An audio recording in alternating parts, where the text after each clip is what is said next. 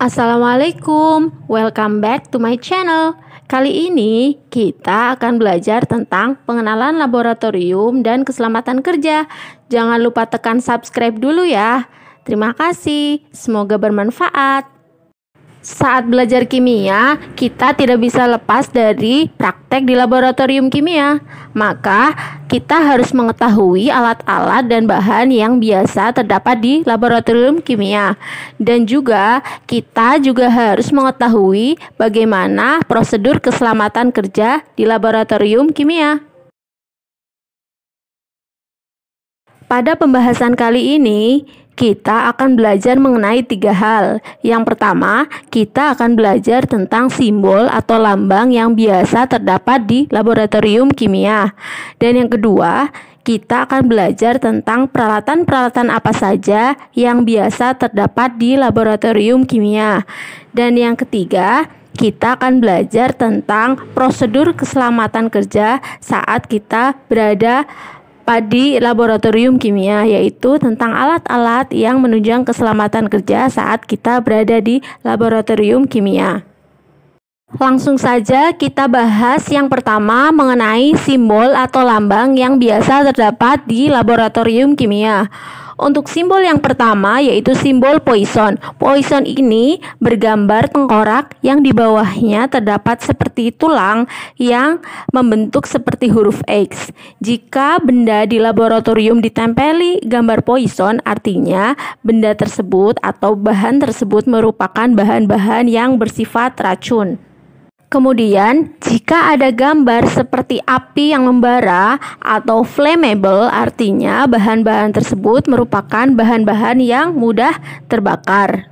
Selanjutnya, jika ada gambar atau lambang korosif yang ditandai dengan seperti tangan yang terkena cairan, maka artinya adalah bahan tersebut merupakan bahan-bahan korosif atau bahan-bahan yang bisa merusak jaringan hidup. Nah, ini ada simbol iritan material atau simbol yang ditandai dengan X atau tanda silang. Ini artinya bahwa benda-benda atau bahan-bahan tersebut bersifat iritan. Atau jika sedikit saja bahan tersebut masuk ke dalam tubuh kita, itu dia akan dapat membakar kulit, selaput lendir, atau sistem pernafasan. Jadi nanti kalau kita berada di laboratorium kimia, kita harus berhati-hati terhadap tanda-tanda dari iritan material ini.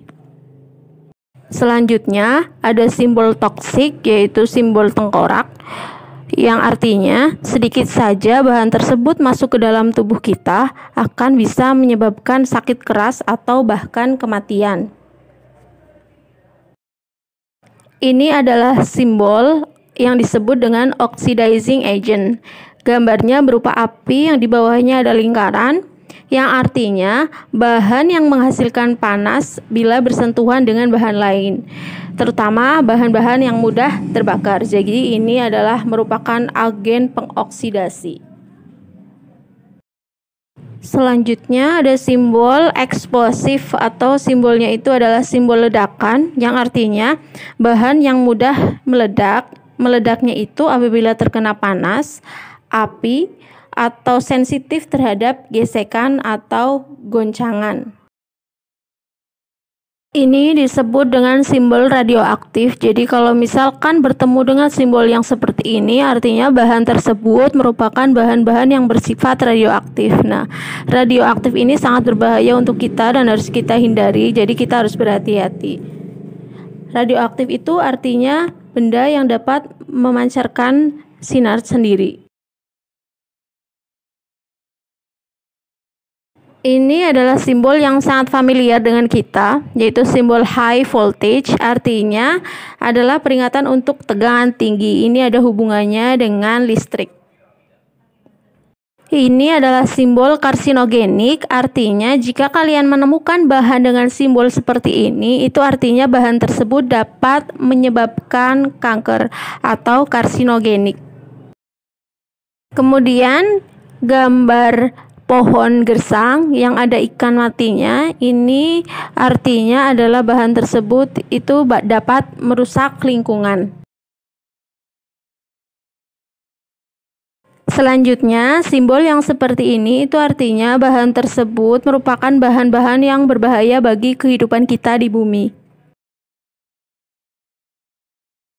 Nah, ini adalah simbol untuk sinar atau laser yang berbahaya. Nah, kalau simbol seperti ini sudah sangat familiar dengan kita ya, yang artinya area yang dilarang untuk menyalakan api karena dapat memicu kebakaran. Nah, itu semua merupakan simbol atau lambang yang biasa kita jumpai di laboratorium kimia. Selanjutnya, kita akan belajar mengenai alat-alat yang biasa kita jumpai saat kita berada atau bekerja di laboratorium kimia. Yang pertama adalah tabung reaksi.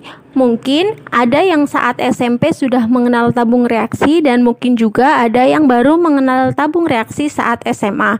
Nah, tabung reaksi ini bentuknya kecil-kecil, berbentuk tabung yang fungsinya adalah untuk mereaksikan reaktan. Apa itu reaktan? Reaktan adalah zat yang akan kita reaksikan.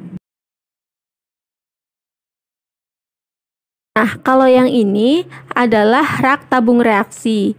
Rak tabung reaksi ini fungsinya adalah untuk meletakkan tabung reaksi.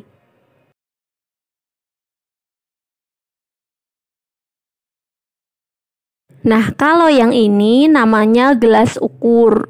Gelas ukur ini terdiri dari berbagai macam volume. Ada yang 10 mili, ada yang 100 mili, dan ada berbagai macam ukuran. Fungsinya untuk apa? Untuk mengukur volume zat cair. Ini adalah gelas beker atau biasa disebut dengan beker glass. Nah, gelas beker ini fungsinya adalah untuk memanaskan atau menguapkan larutan. Jadi, perlu diingat, walaupun di gelas beker ini terdapat skala volume, tapi gelas beker ini tidak dianjurkan untuk mengukur volume. Jadi, kalau mengukur tetap harus memakai gelas ukur. Kenapa? Karena gelas beker ini ketelitiannya itu kurang akurat karena luas penampangnya itu lebar, jadi tidak akurat untuk mengukur volume.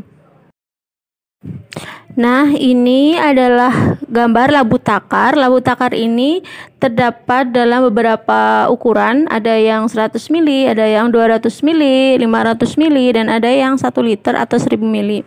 Nah, fungsinya apa? Fungsinya adalah untuk membuat larutan dengan konsentrasi tertentu, atau biasanya ini digunakan untuk pengenceran. Jadi kalau misalkan kita mau mengencerkan larutan yang pekat, misalkan ada larutan yang pekat, terus mau kita encerkan, nah kita gunakan labu takar. Jadi dalam bekerja di laboratorium kita tidak bisa sembarangan menggunakan sembarang alat untuk melakukan pekerjaan. Jadi ada fungsinya masing-masing. Kalau yang ini namanya labu Erlenmeyer atau biasa disebut dengan Erlenmeyer saja. Ini digunakan untuk menampung hasil titrasi. Nah, apa itu titrasi? Titrasi itu ketika kita mereaksikan antara asam dan basa, larutan asam dan larutan basa dalam konsentrasi atau volume tertentu. Jadi nanti alatnya dengan alat buret, kemudian menampungnya pakai labu Erlenmeyer. Nanti materi titrasi akan dipelajari di kelas 11. Nah, untuk gambar yang seperti sendok ini disebut dengan spatula. Spatula ini fungsinya adalah untuk mengambil zat padat atau serbuk. Jadi spatula ini ada dua macam, ada yang terbuat dari seperti kaca dan ada yang terbuat dari logam. Ini adalah gambar lumpang dan alu. Ada yang menyebutnya lumpang dan alu, ada yang menyebutnya mortir dan alu.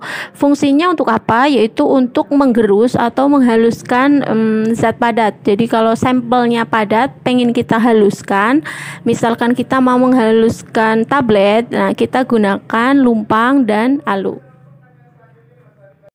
Oke, ini namanya droplet atau plat tetes yang fungsinya adalah untuk menempatkan larutan sampel uji. Jadi kalau misalkan kita mau melakukan uji makanan, jadi sampel-sampelnya kita letakkan di cekungan-cekungan di dalam droplet atau plat tetes ini. Selanjutnya ini ada pipet tetes yang fungsinya adalah untuk mengambil sampel cair. Pipet tetes ini pasti sudah sering melihatnya ya. Nah, caranya gimana? Cara mengambil sampel cairnya adalah dengan cara memencet karet di atasnya. Jadi kalau kita mau ngambil, dipencet. Kalau sudah terambil kemudian dilepas. Nah, saat kita mau memasukkan ke dalam tabung reaksi cairan tersebut, maka kita pencet lagi.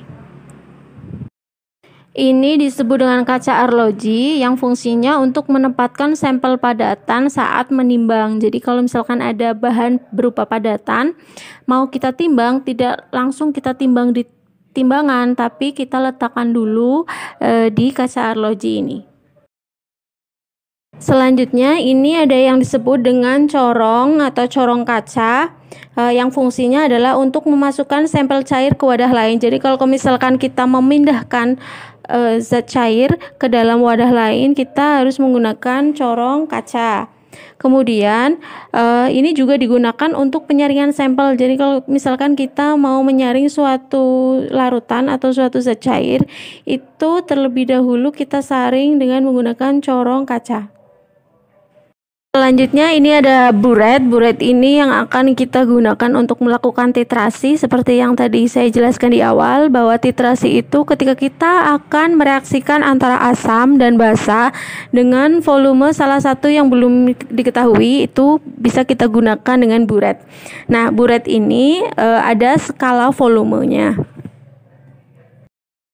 Ini ada pembakar spiritus atau bunsen. Nah, bunsen ini digunakan untuk membakar atau memanaskan sampel. Nah, sampelnya ini biasanya diletakkan dulu di dalam tabung reaksi. Cara menyalakan bunsennya adalah dengan cara menyalakannya dengan api. Selanjutnya ada neraca atau timbangan. Nah, neraca atau timbangan yang biasa digunakan biasanya ada dua macam. Yang pertama yang biasa, dan yang kedua adalah neraca analitik. Neraca analitik itu yang ada seperti kotak di atasnya. Nah, kalau yang neraca analitik itu ketelitiannya bisa sampai 4 angka di belakang koma. Jadi sampel padatan ditimbang dengan menggunakan neraca ini dulu sebelum direaksikan. Nah, itulah alat-alat yang biasa kita jumpai di laboratorium. Nah, sekarang kita akan belajar mengenai alat-alat apa saja yang dapat menunjang keselamatan kerja kita saat kita belajar di laboratorium. Nah, jadi apa saja yang harus kita gunakan saat kita bekerja di laboratorium? Yang pertama adalah jas laboratorium. Nah, jas laboratorium ini wajib digunakan ketika kita melakukan praktikum di laboratorium. Nah, untuk bentuknya jas praktikum kira-kira seperti ini. Fungsinya apa? Fungsinya adalah untuk mencegah terjadinya kontaminasi.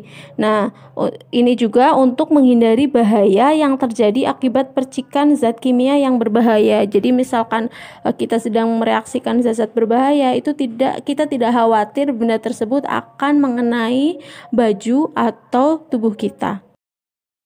Nah, kalau yang ini udah tahu semua ya, ini adalah sarung tangan. Nah, biasanya sarung tangan yang digunakan di laboratorium kimia adalah sarung tangan latex. Nah, fungsinya apa? Fungsinya adalah melindungi tangan kita dari panas maupun zat kimia yang berbahaya. Selanjutnya ini juga pasti udah tahu semua ya. Selanjutnya adalah masker. Fungsinya untuk apa? Yaitu melindungi baik itu hidung maupun pernafasan kita dari debu-debu ataupun serat kecil yang berbahaya dan uap atau gas yang beracun saat kita bekerja di laboratorium. Demikian tadi materi tentang pengenalan laboratorium dan keselamatan kerja di laboratorium kimia. Semoga bisa dipahami dengan baik.